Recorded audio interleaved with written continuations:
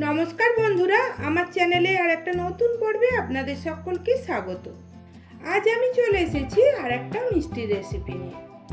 এই মিষ্টিটা আমরা অনেকেই মিষ্টির দোকান থেকে কিনে এনে খেয়ে থাকি, তবে মিষ্টিটা বানিয়ে নেওয়া খুবই সহজ।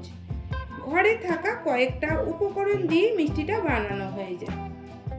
যে কোনো অনুষ্ঠানে কিংবা বাড়িতে কোনো গেস্ট এসে গেলে আপনারাও এই মিষ্টি বানিয়ে সার্ভ করতে পারেন। আসুন তাহলে দেখে নেওয়া যাক আমার আজকের এই মিষ্টির রেসিপি। মিষ্টিটা বানানোর জন্য গ্যাস অন করে কড়াই বসিয়ে কড়াইয়ের মধ্যে দিয়ে দিলাম 1 চা চামচ গাওয়া ঘি। ঘি গরম হয়ে গেলে দিয়ে দিলাম 1.5 কাপ সুজি, যেটা ওজনে 200 গ্রাম মতো হবে। প্রথমে লো ফ্লেমে সুজিটাকে 2 থেকে 3 মিনিট ভেজে নেব। খুব বেশি ভেজে নেওয়ার দরকার নেই, সুজির কালার চেঞ্জ করার কোনো প্রয়োজন নেই। হালকা সুজিটাকে ভেজে নিয়ে সুজির কাঁচা গন্ধটা কেটে গেলেই চলবে।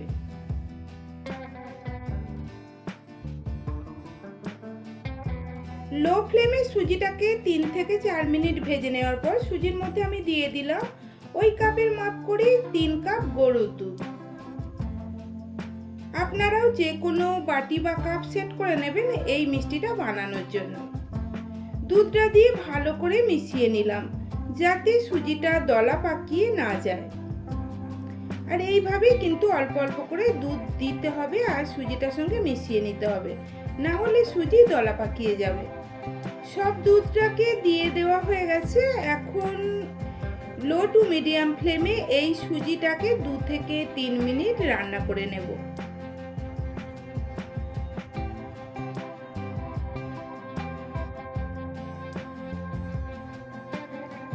লো টু মিডিয়াম ফ্লেমে সুজিটাকে 3 মিনিট মতো রান্না করে নেওয়ার পর সুজির মিশ্রণটা দেখুন একেবারে টাইট হয়ে গেছে আর এটা একটা মন্ড আকার ধারণ করেছে। আমি এই মিশ্রণটাকে একটা আলাদা থালার মধ্যে নামিয়ে নিলাম। এখন এই মিষ্টির মিশ্রণটাকে 15 থেকে 20 মিনিট রেখে দেবো একটু ঠান্ডা হওয়ার জন্য। ততক্ষণ আমি মিষ্টিটার জন্য একটা চিনির সিরা বানিয়ে নেব। তার জন্য গ্যাস অন করে কড়াই বসিয়ে দিয়েছি আর কড়াইয়ের মধ্যে নিয়ে নিলাম ওই কাপের মাপেরই 2 কাপ চিনি, দিয়ে দিলাম 4 কাপ জল। এই মিষ্টির সিরা কিন্তু খুব বেশি ঘন হয় না। হাই ফ্লেমে চিনিটাকে প্রথমে আমি মেল্ট হতে দেব।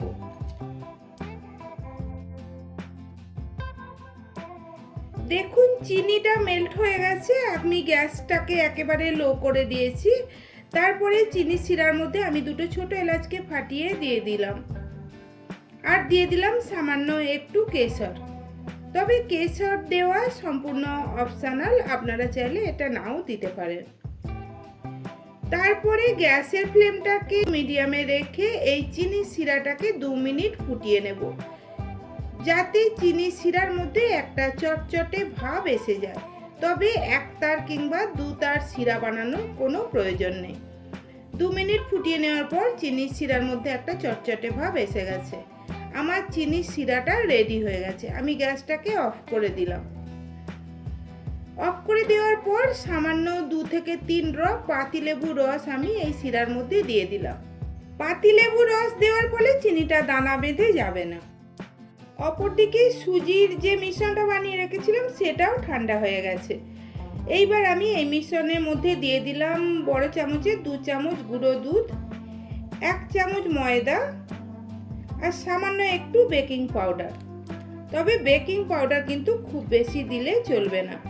আর দিয়ে দিলাম 1/2 চা চামচ ছোট এলাচের পাউডার। হাতে সামান্য একটু ঘি লাগিয়ে নিয়ে এটাকে আমি ভালো করে মেখে নেব।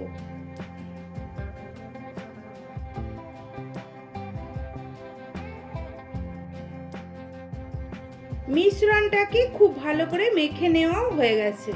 এইবার এই মিশ্রণটাকে বেলে নেব। তার জন্য বেলুন চাকি নিয়ে নিয়েছি আর এর উপরে একটু ঘি লাগিয়ে নিলাম যাতে মিশ্রণটা আটকে না যায়। এইবার যে মিষ্টি মিশ্রণটা আমি নিয়েছিলাম সেটা চাকির উপর রেখে যেমন আমরা রুটি বেলি সেইভাবে বেলে নেব, তবে একটু মোটা করে বেলতে হবে। বেলে নেওয়ার পর এইভাবে সাইডগুলোকে কেটে প্রথমে বাদ দিয়ে দেব। তবে ফেলে দেওয়ার প্রয়োজন নেই, এটাকে আবার বেলে নিয়ে মিষ্টি বানিয়ে নেব। তারপরে এই মিষ্টিটাকে আমি চৌকো শেপে কেটে নেব।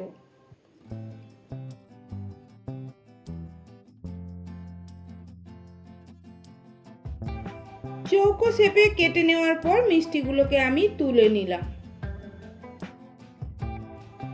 আর একইভাবে যে বাদবাকি অংশটা আমি কেটে রেখেছিলাম সেটাকেও বেলে নিয়ে মিষ্টিগুলোকে বানিয়ে নেব। তারপরে এগুলোকে আমি ভেজে নেব। তার জন্য গ্যাস অন করে কড়াই বসিয়ে কড়াইয়ে দিয়ে দিলাম সাদা তেল। তেলটা মিডিয়াম গরম হলে মিষ্টিগুলোকে দিয়ে দিতে হবে, তবে খুব বেশি মিষ্টি একসঙ্গে দিয়ে ভাজতে যাবেন না, তাহলে মিষ্টিগুলো ভেঙে যেতে পারে। আর তেলকেও খুব বেশি গরম করে মিষ্টি ভাজা যাবে না, তাহলে মিষ্টিগুলো ওপর থেকে ভাজা হয়ে যাবে আর ভিতরটা কাঁচা থেকে যাবে। কিছু মিষ্টিকে তেলে দিয়ে দেওয়ার পর গ্যাসের ফ্লেমটাকে লো টু মিডিয়ামে রেখে এইভাবে উল্টে পাল্টে যতক্ষণে না মিষ্টিগুলোর গায়ে গোল্ডেন ব্রাউন কালার এসে যাচ্ছে ততক্ষণ ভেজে নিতে হবে।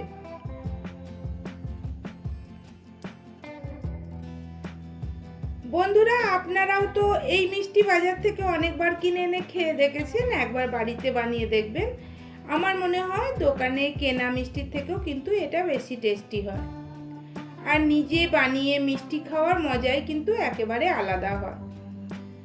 দেখুন মিষ্টিগুলোর গায়ে গোল্ডেন ব্রাউন কালার এসে গেছে। আমি মিষ্টিগুলোকে তেল থেকে তুলে নিলাম। তুলে নেওয়ার পর মিষ্টিগুলোকে আমি গরম রসের মধ্যে দিয়ে দিলাম।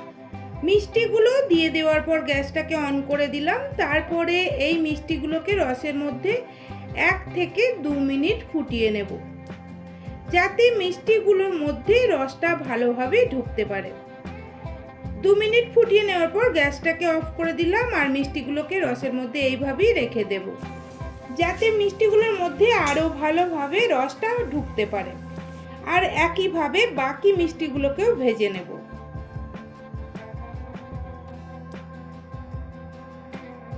অপরদিকে মিষ্টিগুলোর মধ্যে খুব ভালোভাবে রস ঢুকে গেছে। আমি মিষ্টিগুলোকে প্লেটে তুলে নিলাম। আর যে মিষ্টিগুলোকে আমি ভেজে নিয়েছিলাম সেগুলোকে আবারও রসের মধ্যে দিয়ে দিলাম। একইভাবে মিষ্টিগুলোকে আমি রসের মধ্যে দিয়ে ফুটিয়ে নেব। এদিকে সবকটা মিষ্টিকে আমি রস থেকে তুলে একটা প্লেটে সাজিয়ে নিয়েছি। তাহলে বন্ধুরা, কেমন লাগলো আমার আজকের এই ভাজা মিষ্টি রেসিপি? যদি ভালো লাগে বাড়িতে অবশ্যই বানিয়ে দেখবেন। বাড়িতে বানিয়ে থাকলে কমেন্টে আমাকে জানাবেন কেমন হয়েছিল।